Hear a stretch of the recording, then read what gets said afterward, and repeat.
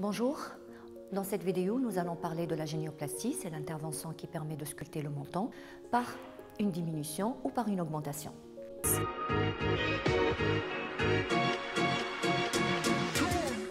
On a recours à cette chirurgie quand on juge que notre menton est en galoche et en avance ou bien qu'il est fuyant et on recule. Si le menton est en galoche, c'est-à-dire en avance, on intervient de deux manières pour le reculer et le réduire. La première méthode, c'est quand le menton n'est pas très en avance, le docteur va limer le bord inférieur du menton pour lui donner une meilleure forme. La seconde méthode, quand il est très en avance, en galoche, le chirurgien dans ce cas va agir par une chirurgie un peu plus lourde, dite chirurgie mandibulaire, qui va permettre de couper de part et d'autre l'os, de le reculer et de le fixer par des petites plaques métalliques et des vis. Dans le cas où le menton est fuyant et en arrière, il y a 3 méthodes pour le réparer, tout dépend de l'importance du défaut.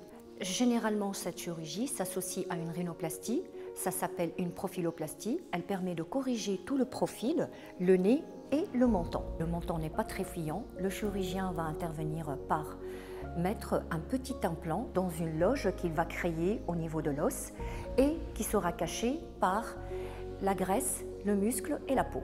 Les implants de menton sont de différentes formes. Le chirurgien choisira ce qui convient le mieux pour vous. Parfois, si le recul n'est pas important et quand on associe en même temps une rhinoplastie, le chirurgien pourra profiter du cartilage qu'il ôtera au niveau du nez pour le sculpter et le mettre au niveau du menton afin de façonner à nouveau.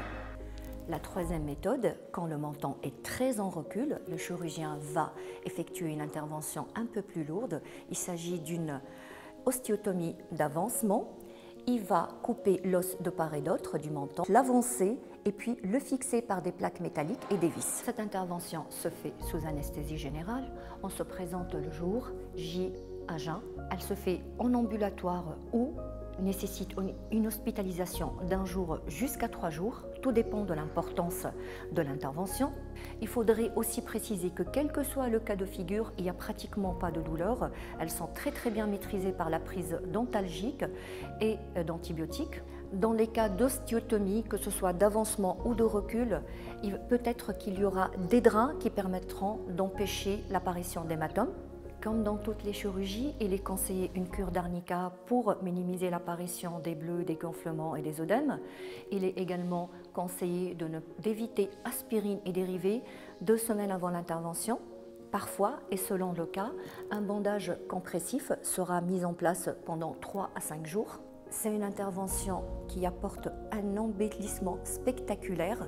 Elle est généralement, comme je l'ai déjà dit, associée à une rhinoplastie pour donner un embellissement de tout le visage.